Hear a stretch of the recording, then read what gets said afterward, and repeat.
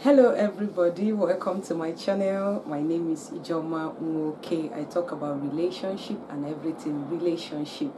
If you're not a subscriber, please subscribe to my channel. If you're a returning subscriber, thank you so much for joining.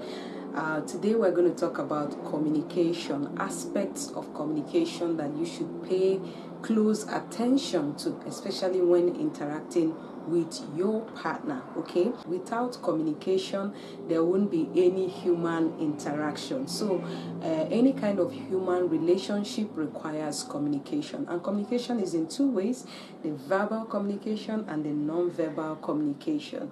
Yes, when it comes to verbal communication, they are the things you say with your mouth, the things you verbalize, while the non-verbal communication are the things that you exhibit, actions you exhibit, your gestures, your posture, your countenance, and everything not spoken. That is non-verbal communication. Why is it so important that you watch out for this aspect we're going to look at? It is important because communication brings understanding. When you have a good communication skill, you understand each other better. There is good understanding, and also it helps you to resolve conflict or faster. Yes, when you understand each other, you are able to resolve conflict, because in every human relationship there's bound to be conflict. Okay, and then it also helps you to express yourself. You don't want to talk to somebody who does not understand you. Okay, then it means that there is noise in the channel of communication. It means that whatever you are trying to say is not understood. Somebody could hear you, but they don't understand you. So you want to be clear in your communication. You want to make it concise. You want to go straight to the point. So what are those aspects that you should look out for when communicating with your spouse? Number one, you want to set the table. Yes, in setting the table, I mean, what is your goal? Whatever information you're trying to pass across, whatever what is your goal? What goal do you have in mind? What do you want to achieve? Are you trying to tell them something to get a feedback? Are you trying to tell them something so they can feel empathy, they will empathize with you? Are you trying to say something so that they can react in the sense that they meet your needs and expectation? Are you trying to say something, to get them to apologize or appreciate you? So you know what you have in mind. Now, having a goal helps you to better channel whatever you're going to say, in the sense that it is well understood. It helps you to package that information in a way that will help them understand. Now, another way you can set the table is to set your tone. You see, tone is about emotion. You see, sometimes when we have this rush of emotion, we are pushed to say, say things the way we feel. Okay, you want to push out those emotions all at once, especially if it is if you're feeling angry or anxious or excited. There's a rush of emotions and you want to put them in words, you want to send them forth. So you want to check your tone. You see, when we're angry, we have this loud, harsh tone. Okay, and when you come off with that tone, you sound like a broken record. It sounds like blah blah blah blah. It's irritating, and the person may want to walk away. So you want to watch your emotion. What are you feeling at that time? And then you want to control your tone. If you're angry, you may want to take a chill pill and then present your argument in a very calm state. Okay, you can calm down. You may decide to leave that topic for another day or at another time, when you are calm, when you have controlled your emotions, when you have put that anger in check.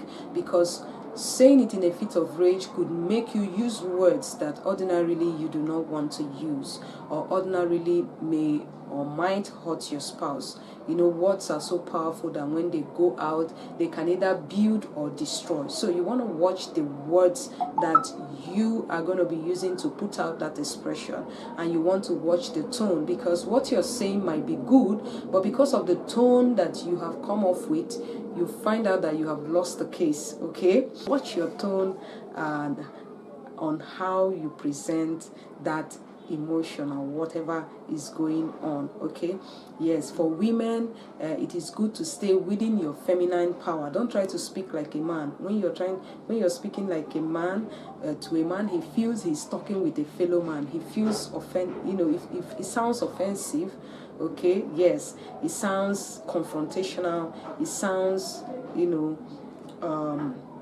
harsh to the ear, the person might lose interest in whatever you're going to say because of the tone of your voice. But when you bring it down, even if you're at fault, it could elicit another kind of emotion in your partner, and they begin to feel empathy for you. You might even win just by staying calm. Okay. Yes, you don't win an argument by being loud. And then you may want to also check how fast you talk. Okay, some people may say, it's not my fault, I am a fast talker, it's not my fault, I have a loud voice. Yes, you may have a loud voice, but that doesn't mean you should shout. Okay, we have different textures of voices, but you know how you modulate your voice. Okay, you can begin to talk slowly, begin to watch the rise and fall of your pitch. Okay, you can use pitch to control your tone, so modulate your voice in a way that it sounds sweet, like music in the ear. Someone will say, how is this possible, especially when you are angry? How am I supposed to control my tone when I am full of anger? Well, it is possible. You can control yourself by not taking on that matter or that issue that is in contention at that particular time when you are in a fit of rage. Try to calm down and then present your argument. Consider the time, your timing. Okay, timing could mean time of the day or timing of life. Okay, maybe they are going through certain negative phase in their life, or they are going through challenges in their life, and at that time when you're presenting that issue, it's not the right time. When you present it, you're not going to achieve your aim because of what they are going through. Okay, maybe let's say somebody just lost his job and he's telling you that he just lost his job. It's something that needs you to empathize with him and then begin to seek for solution. But when you bring up a demand at that time, that requires him to fix it with resources and all of that, and you know that this person is actually hurt at this time, or maybe somebody is going through loss, maybe loss of a dear one or that, and then you're bringing issues that look like you are alienated from reality. Okay, issues that look like you are not part of, what, you do not sympathize with him, or you do not feel what he's feeling. It may sound like I don't think they are going to listen at that time. So you may watch the timing of life. Okay, time, events that happen and all of that. Then watch out for time of day. There's a particular time in a day when you bring up an issue and you will lose it, because if a person is rushing off, if it's maybe rush hour, they are going to rush off to work, or they are at work and you're bringing something that is a family matter, you may want to wait for them to come back. You may want to wait for the right time to present that information. Okay, or maybe somebody is driving and you want to pass across an information of death. Okay, you may want to watch out for what they are doing at the time, timing of day and time of life. Okay, because for somebody who is driving, there's an information you could give that person. Okay, their heart may skip and they could even get into an auto crash, so you don't want to give such information. The next one is allow your partner time to speak. Some people talk straight without giving room for the other person to respond. Communication is about give and take. Okay, you talk and then you wait for the feedback. So you may want to wait and allow them to come in, allow a space to come in. Okay, so that they too can air their view, especially when you get into an argument. When you talk, you give room for response. Okay, even when you're having a normal conversation, don't just talk straight. You finish the whole conversation without giving room. Sometimes you ask a rhetorical question to ensure that they are following. Sometimes you may want to ask if they are following, okay, so they can repeat what you have said, and then you know that yes, they are in line, so you don't lose them along the way. The next is listen attentively. That is why you have an ear. You don't just have a mouth. God also gave you an ear. So when you talk, you listen. Listening is also part of communication, because you want to pay attention to what that person is saying to show that you truly understand what it is that they are saying, okay? And then you come in line with what they want you to do, or you show that yes, you have understood that information being passed across to you. So active listening. Don't listen to reply, but listen to understand. Some people listen to reply because they want to fix the problem.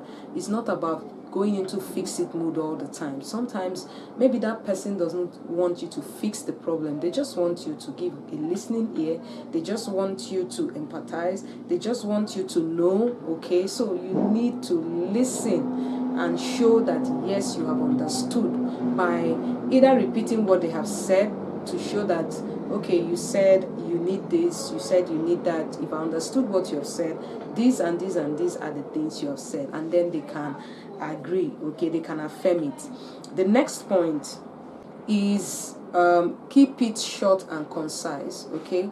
Yes, you don't want to waste time blabbing. Some people don't know how to channel what they want to say. They don't know how to put it together. So you blab, you bring this issue, you bring that issue, you talk about this, you talk about school fees, you talk about feeding, you talk about this. Just bring one particular issue and then talk about it, okay? So when we're done with that, we can move over, okay?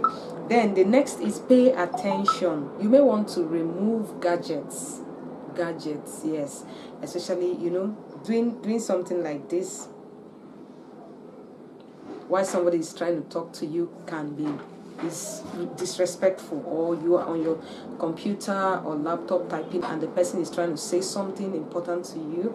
That is disrespect, okay? So you want to keep your phone aside and give them a listening ear, okay? This shows that you value them, okay? So pay attention, and then you can maintain eye contact, just like I'm doing with you right now. I'm talking to you and I'm looking straight to you, okay? So you want to maintain eye contact when you are communicating. Watch out for the way you position your body, okay? Your body postures, your gestures, your gesticulation, your countenance, okay? Yes, you are giving an exciting news, yet your face doesn't show you are excited.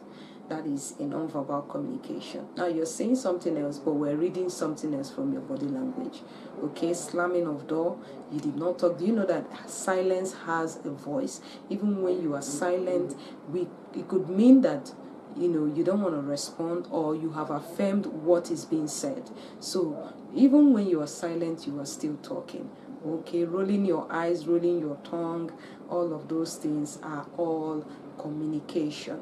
And another thing I want you to do is always communicate your feelings. Whatever you are going through, whatever feeling, whatever it is that you want your spouse to know, say it, okay? Don't expect that they know. Don't expect that they know, okay? They don't know what goes on in your heart. They don't know what you really want. We can only fulfill each other's needs when we talk, when we verbalize it, when we express what we are feeling right on the inside. But when you bottle it up, a lot of us don't talk because we feel, if I talk now, it will make me a bad wife or a bad husband. They will say I'm nagging. Maybe your husband complains you're talking too much, or you nag. Then you decide to go into silent mood. That would not help the situation. You better talk, but mind your tone. Watch out for the time of day. Keep it short and simple, and listen attentively. Watch out for your body language, okay? Your actions. Do they speak the same thing? with your words? What you're saying, does it align with what your body and actions are saying? So these are things you should watch out for. And then set the table by watching out for, the timing. Have a goal in mind, what you want to achieve, so you don't end up. And sometimes when the conversation begins to heat up, you may want to withdraw. Okay, you may want to leave it. It is not every argument you're going to win. The idea is for us not to get to that argument, for us not to get to that space where we'll fight. Okay, but if ever it gets to that point, please leave it. Okay, yes, and you and your partner should find a common ground where you will agree, because you have your own idea and ideologies, he has his own idea and ideologies. So sometimes your values may not agree. Okay, sometimes your opinion may not agree, but you have to find a common ground where you two come together and say, this is it. Okay, yes. So I believe you have learned something on today's show, and if you have followed this video to this point, it means that you find value in it. I want to believe that you have learned a thing or two. Okay, so do well to subscribe to my channel, click on the notification button so you'll be notified whenever I come online. Okay, so I want to appreciate you for watching till this point, and please follow for more.